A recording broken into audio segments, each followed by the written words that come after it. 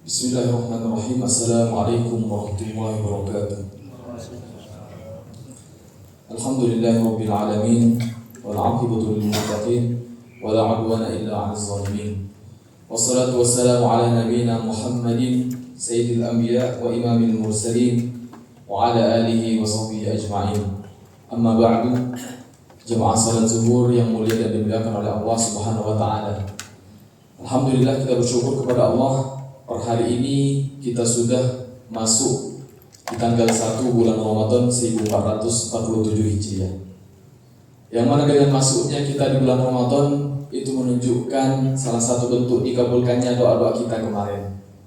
Kita selalu berdoa, Allahumma ballighna Ramadan, sampaikan kami ya Allah ke dalam bulan Ramadan. Dan hari ini Allah telah mengijabah doa kita, di mana mungkin banyak di antara saudara-saudara kita yang tahun lalu melaksanakan ibadah Ramadan, yang tahun lalu ikut berlebaran dengan kita, tapi hari ini mungkin sudah dipanggil oleh Allah Subhanahu wa taala.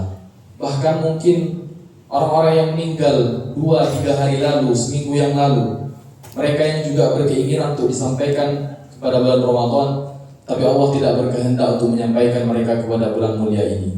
Akan tetapi jemaah sekalian, kita semuanya diberikan kesempatan oleh Allah, diberikan nikmat oleh Allah, diberikan kesempatan untuk menjadi lebih baik, untuk banyak bertaubat, untuk lebih banyak beribadah di bulan ini. Di mana keutamaan bulan ini luar biasa sekali, sebagaimana banyak kita ketahui bahwa amalan-amalan di bulan ini banyak dilipat gandakan oleh Allah Subhanahu wa taala. Jemaah salat zuhur yang mulia dan dimuliakan oleh Allah, agama Islam ini merupakan agama yang sempurna. Dan di antara salah satu bentuk kesempurnaan agama Islam adalah dengan mengatur akhlak-akhlak atau adab-adab cara kita hidup dalam sehari-hari. Bagaimana kemudian Islam itu mengatur cara kita hidup dari mulai kita bangun sampai kita tidur lagi. Bagaimana Islam itu mengatur dari urusan keluarga, urusan masyarakat, urusan kerja, urusan sosial, bahkan hingga urusan negara. Oleh karenanya, sebagaimana disebutkan hadis bahwa inna bu'itsu li utammima makarimal akhlaq. Rasulullah bersabda bahwa di antara salah satu tujuan utama beliau diutus ke dunia ini adalah untuk memperbaiki akhlak manusia, untuk memperbaiki bagaimana cara kita hidup, untuk memperbaiki kemudian bagaimana cara kita berinteraksi dengan orang lain. Maka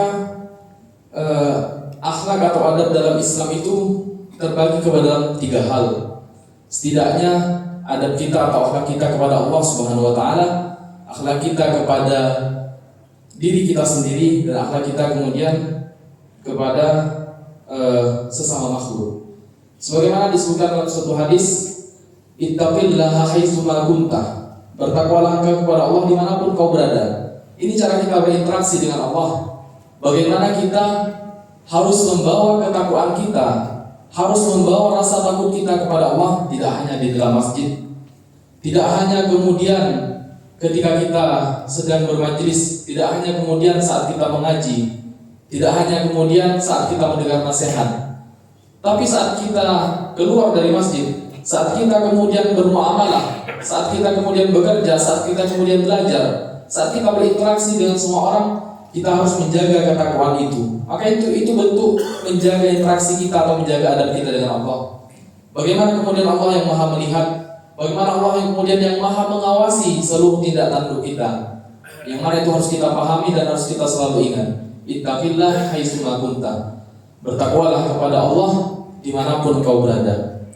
Wa aqbi'is sayyi'atal hasanata tamhuha, dan kemudian ikutilah setiap keburukan dengan kebaikan. Karena kita sebagai manusia, tentu kita banyak melakukan kesalahan, tentu kita sekali dua kali tergelincir, sesekali dua kali kita kepengen atau mungkin tidak sengaja untuk berbuat dosa.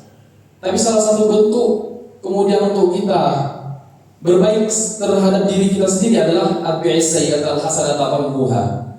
Ketika kita melakukan suatu keburukan, ketika kita terjerumus dengan suatu dosa, kita segera berhenti dengan dosa tersebut dan menggantinya dengan kebaikan, dan menggantinya kemudian dengan amal soleh.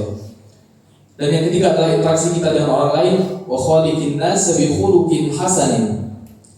Dan berakhlaklah atau bergaullah, bermuamalahlah dengan orang lain dengan cara yang terbaik.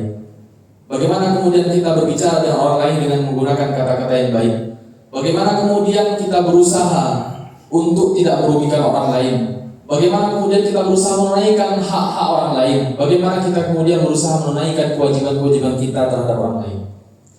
Maka dengan sedemikian luar biasanya akhlak dalam Islam, para ulama menyusun banyak sekali kitab atau bahkan mungkin menyusun himpunan-himpunan hadis yang membahas tentang bagaimana cara kita berakhlak, bagaimana cara kita bergaul baik dengan Allah, dengan diri sendiri atau dengan orang lain. Dan di antara satu yang cukup terkenal adalah kitab Al-Adabul Mufrad yang dihimpun oleh Imam Al-Bukhari, di mana kitab ini berisi tentang hadis-hadis sahih. Sebagaimana kita ketahui bahwa Imam Al-Bukhari adalah Amirul Mukminin fil hadis, pemimpinnya orang-orang Islam dalam hadis, di mana beliau dianggap orang yang paling dipercayai dalam ilmu hadis, dalam mengkodifikasi hadis dan segala macamnya. Maka kitab Adabul Mufrad itu berisi hadis-hadis sahih yang berisi tentang bagaimana cara kita berakhlak. Dan insya Allah mulai hari ini dan kedepannya kita akan membaca hadis-hadis yang ada dalam kitab tersebut. Tapi waktunya sudah cukup, insya Allah kita lanjutkan di pekan depan dengan langsung mulai membaca hadisnya. Sekian yang dapat saya sampaikan. Kita tunggu dalam waktu majelis. Subhanallah wa bihamdihi, asyhadu an la ilaha illa anta, astaghfiruka wa atubu ilaik. Wassalamualaikum warahmatullahi wabarakatuh.